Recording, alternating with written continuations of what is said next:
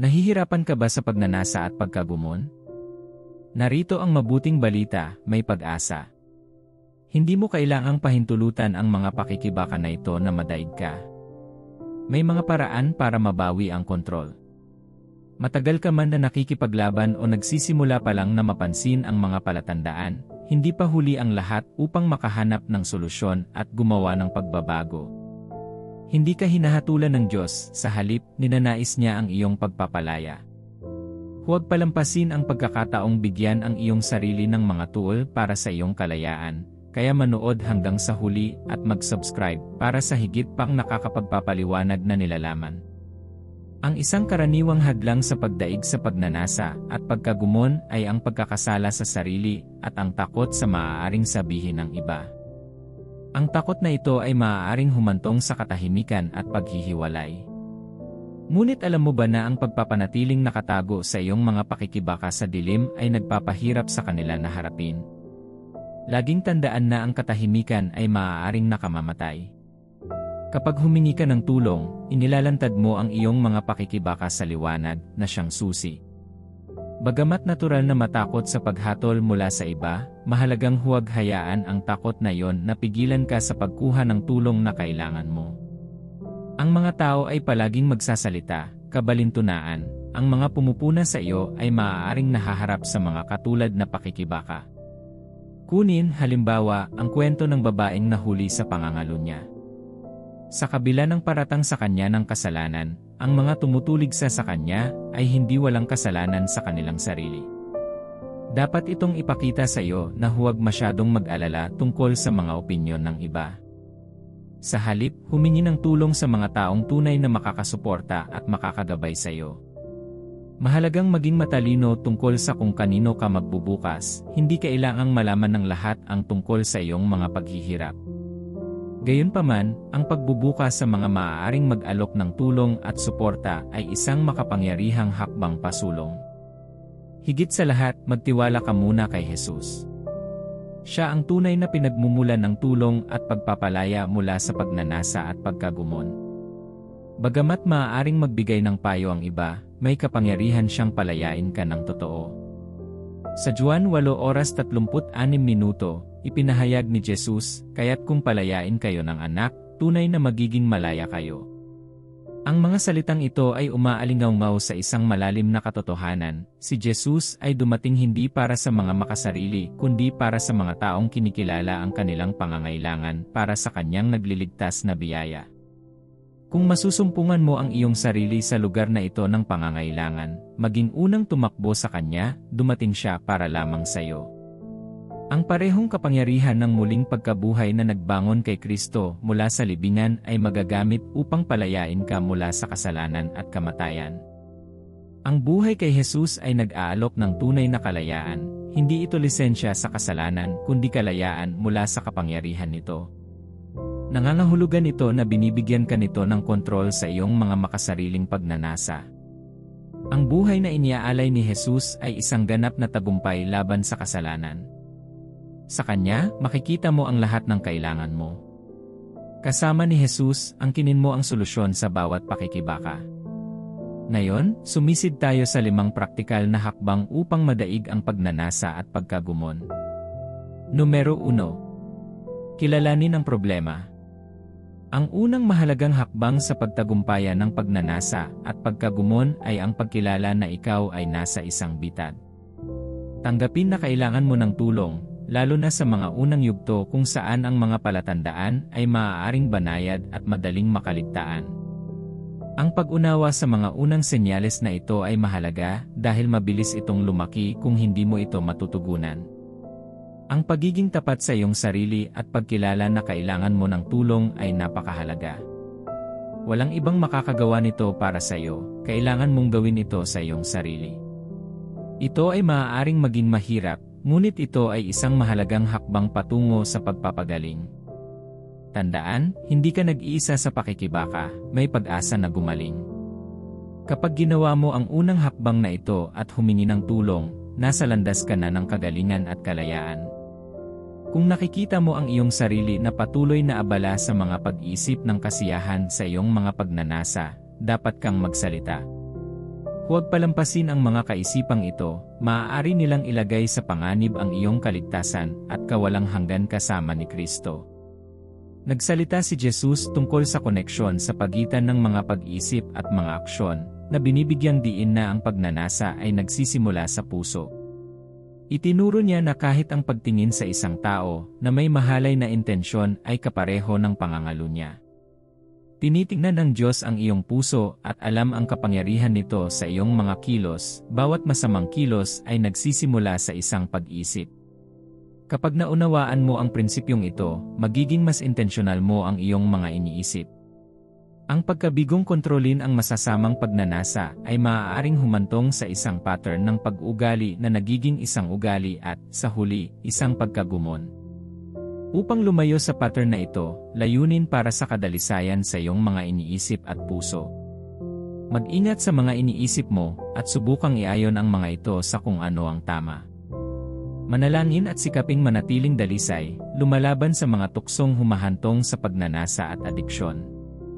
Kung bigla mong nais na mapag-isa sa lahat ng oras at maiwasan ang pakikipag-usap sa mga kaibigan o gawin ang mga bagay na dati mong kinagigiliwan, maaaring ito ay isang senyales ng isang problema. Maaaring nasiyahan ka sa ibang bagay o maaari kang nagtatago dahil ayaw mong malaman ng sinuman. Ang pagtatago sa mga tao ay isang senyales na may mali at mahalagang humingi ng tulong bago lumala ang mga bagay.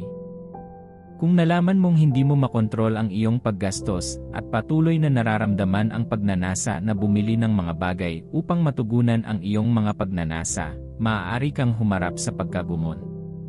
Ito ay hindi lamang tungkol sa droga o pornografiya. Ang pagkagumon ay maaari ding ipakita bilang paggawa ng mga bagay na pabigla-bigla na hindi makontrol.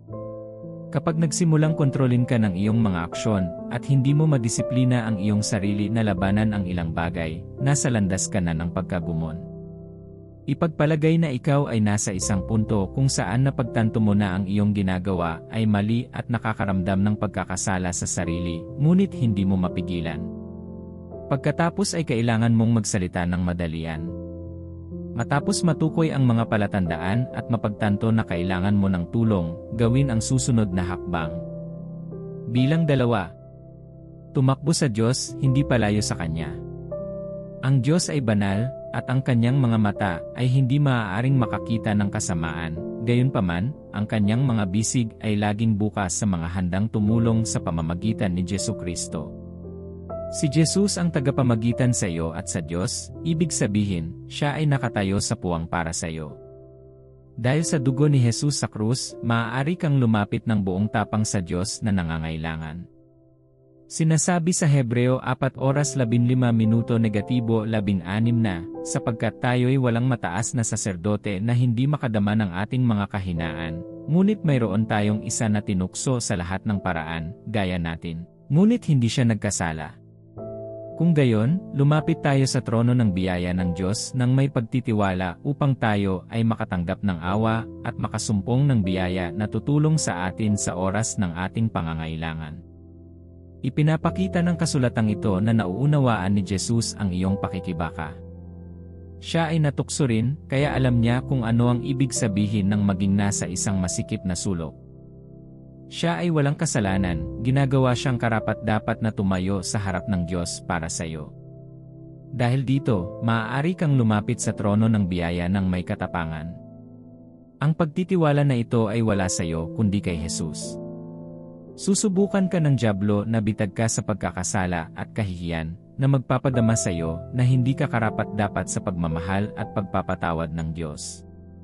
Ito ay maaaring humantong sa iyo na magtago mula sa Diyos, tulad ng ginawa ni Adan at Eva pagkatapos nilang magkasala.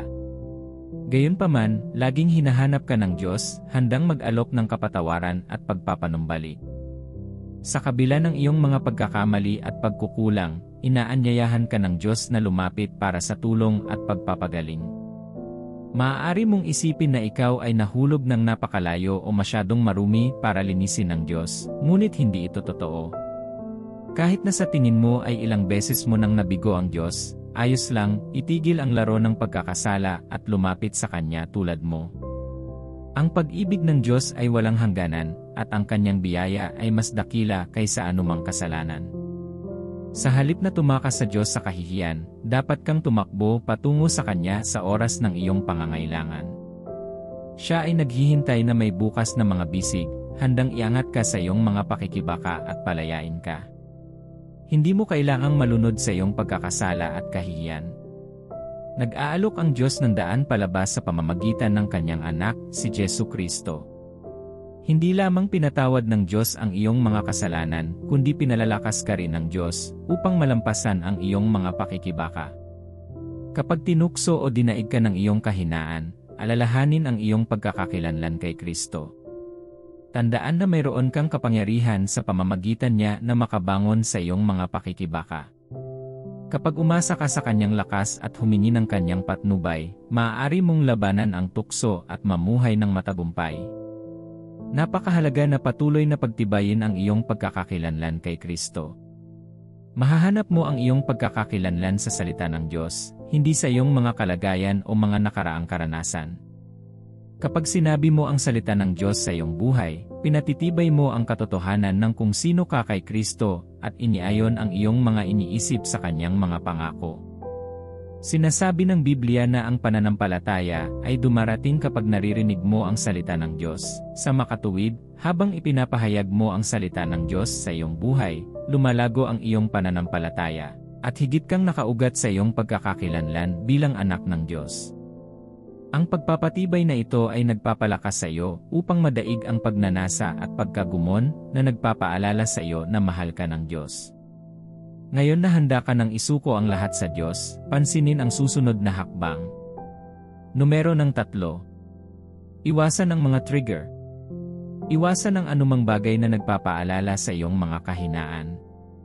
Halimbawa, kung nahihirapan ka sa pornografiya, hindi ito ang oras para manood ng mga pelikulang may tahasang nilalaman o magbasa ng mga romantikong nobela.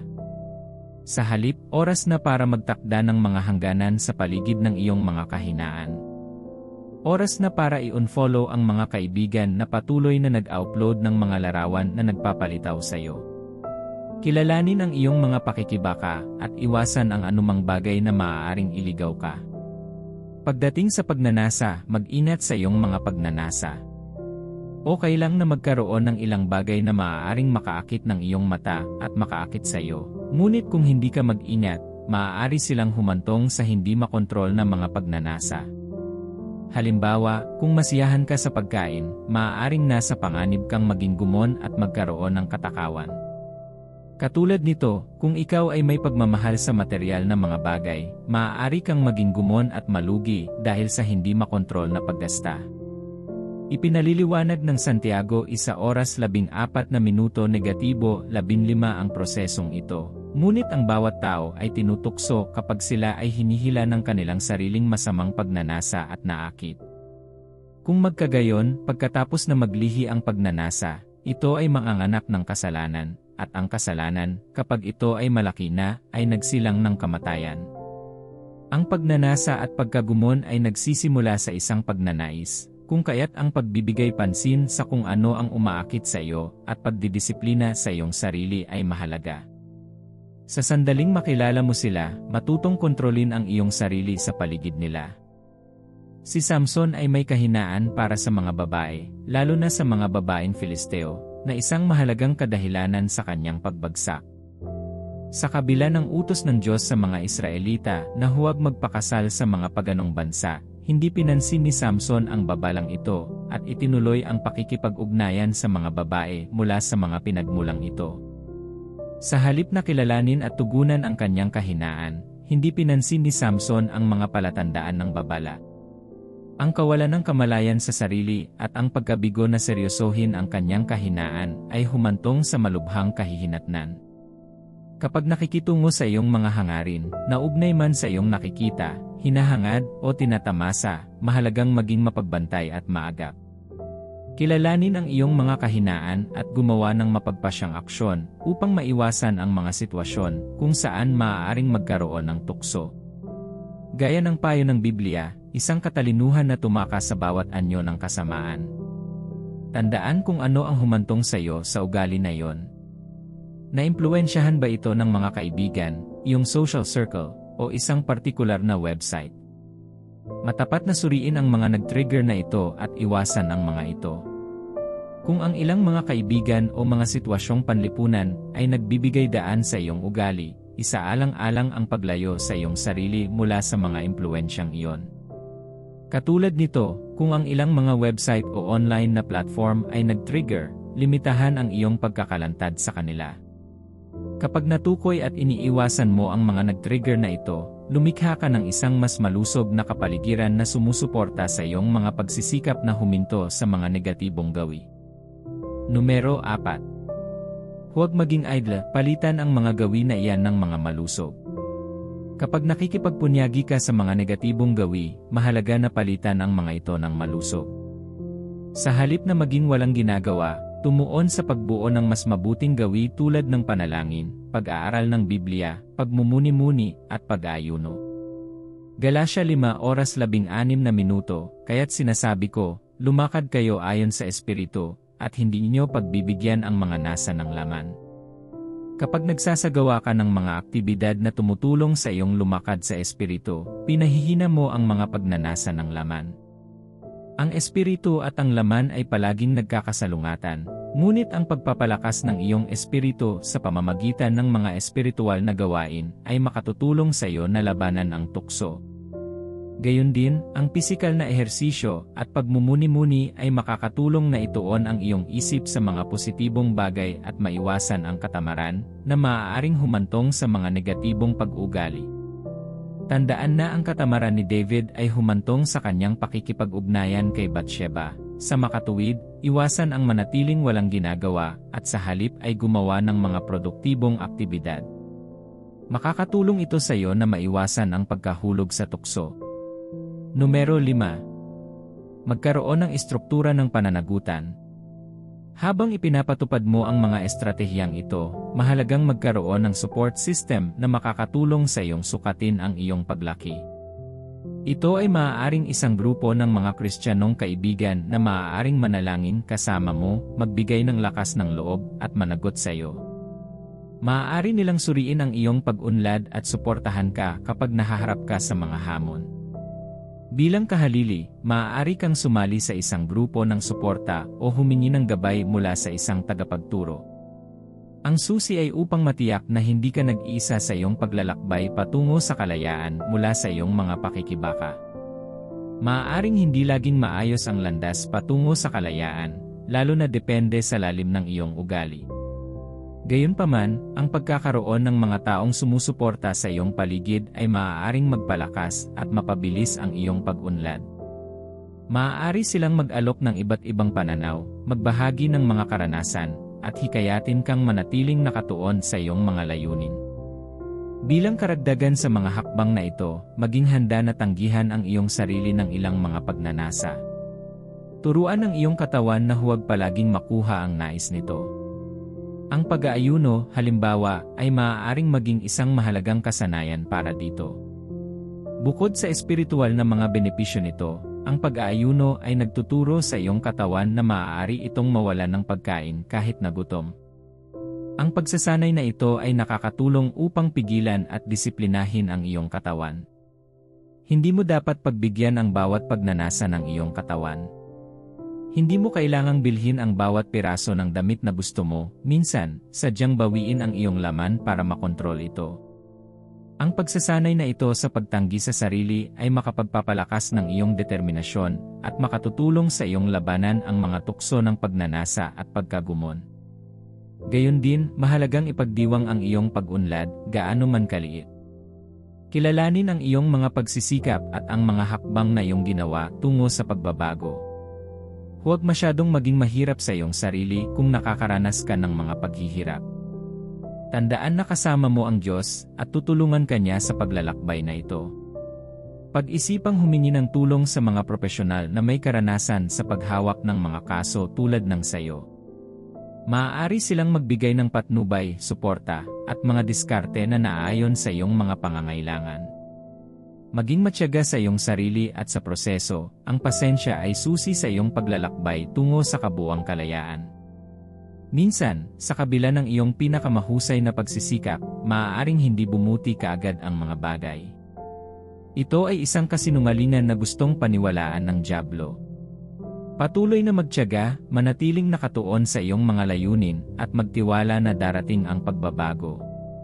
Sa paglipas ng panahon, makikita mo ang mga bunga ng iyong paggawa at mararanasan ang kalayaan na iyong hinahangad. Huwag kang mawalan ng pag-asa sa sarili mo dahil hindi ka binitawan ng Diyos. Sa kabila ng iyong mga paghihirap, may layunin ang Diyos sa iyong buhay. Ang iyong paglalakbay sa kalayaan ay maaaring maging mapagkukunan ng inspirasyon at pag-asa para sa iba na nakikipaglaban sa mga katulad na hamon.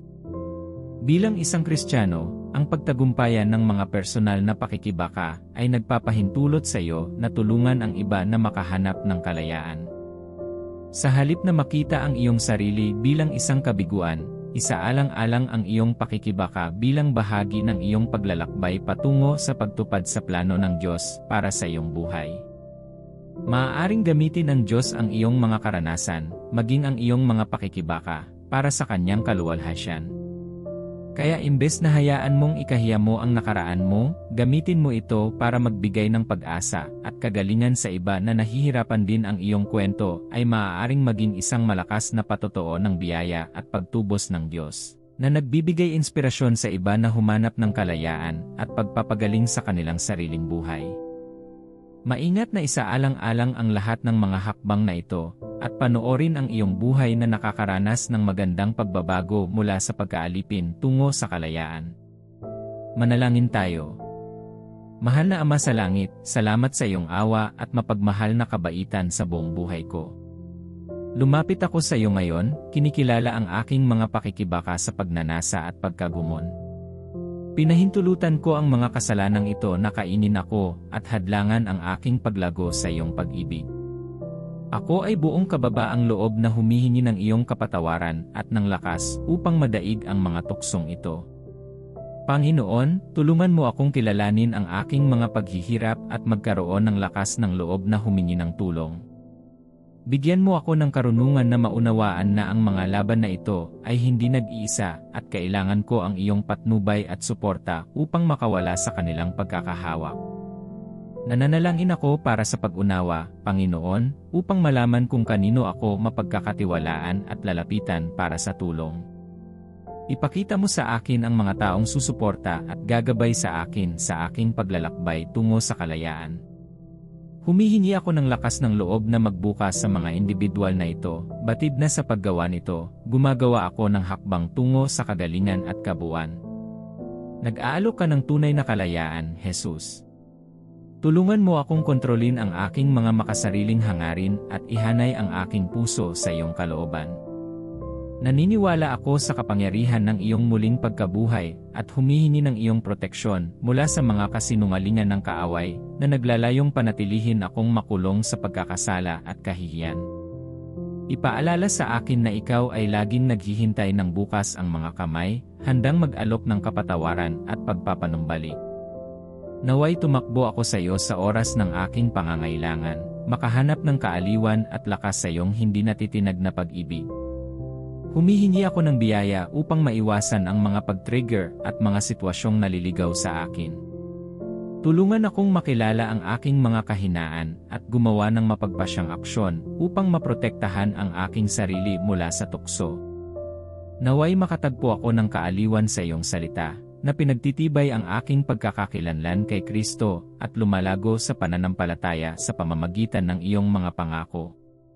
Gabayan mo ako sa pagpapalit ng aking mga negatibong gawin ng malusog. Panginoon, tulungan mo akong makahanap ng lakas sa panalangin, pag-aaral ng Biblia, pagmumuni-muni at pag-aayuno. Idinadalangin ko ang istruktura ng pananagutan, Panginoon.